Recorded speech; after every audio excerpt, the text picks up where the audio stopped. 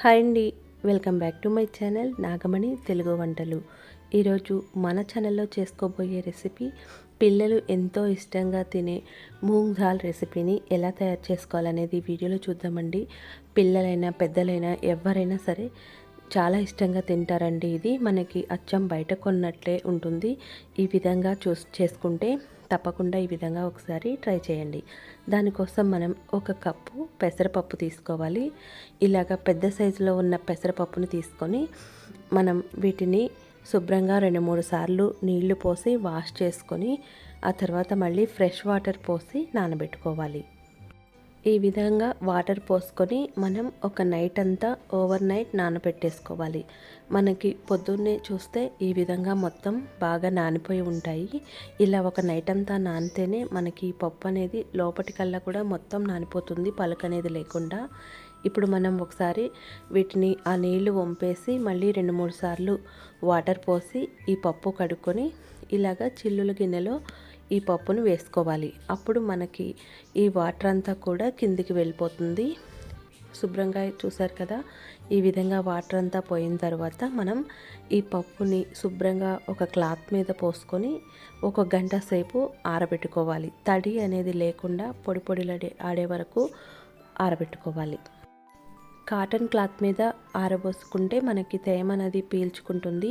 ఎండలో ఆరబోయకూడదండి. మనం ఫ్యాన్ కింద 1 గంట సేపు ఆరబెట్టుకుంటే శుభ్రంగా మనకి పొడి పొడిలాడుతూ ఆ తేమ అనేది లేకుండా ఉంటుంది. 1 గంట సేపు అలాగా ఫ్యాన్ కింద వదిలేయాలి.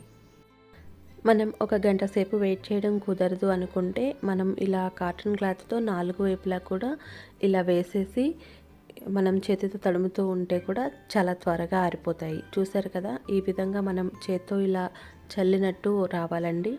ఆ విధంగా మొత్తం తడి అనేది పూర్తిగా పోవాలి.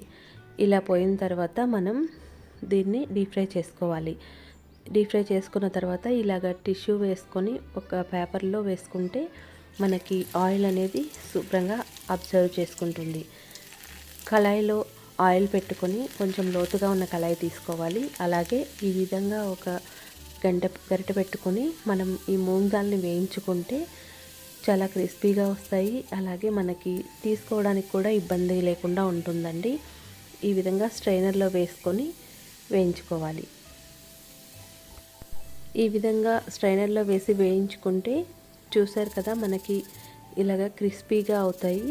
క్రిస్పీగా అయ్యే వరకు వేయించుకోవాలి.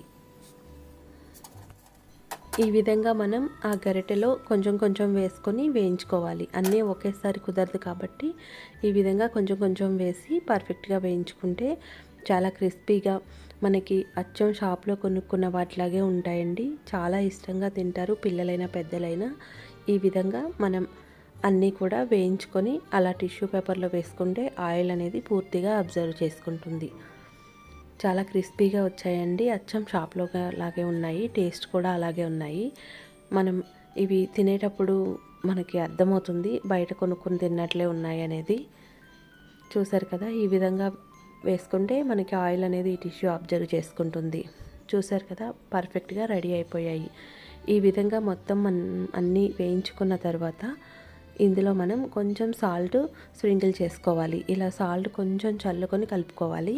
కావాలి అంటే ఎవరైనా మనం కారం అలాగే చాట్ మసాలా ఇలాంటివి కూడా వేసుకోవచ్చు. కానీ మనకి షాప్లో కొనుక్కునే వాటిల్లో కూడా ఓన్లీ సాల్టే ఉంటుంది. సాల్ట్తోనే ఇవి బాగుంటాయండి. ఈ విధంగా మనం ఒకసారి సాల్ట్ వేసుకున్న తర్వాత మొత్తం బాగా కలుపుకోవాలి. ఇప్పుడు మన మూంగ్ దాల్ అనేది తినడానికి పర్ఫెక్ట్గా రెడీ అయిపోయింది. చూసారు కదా, ఈ విధంగా చేస్తే పిల్లలు తప్పకుండా ఇష్టపడతారు.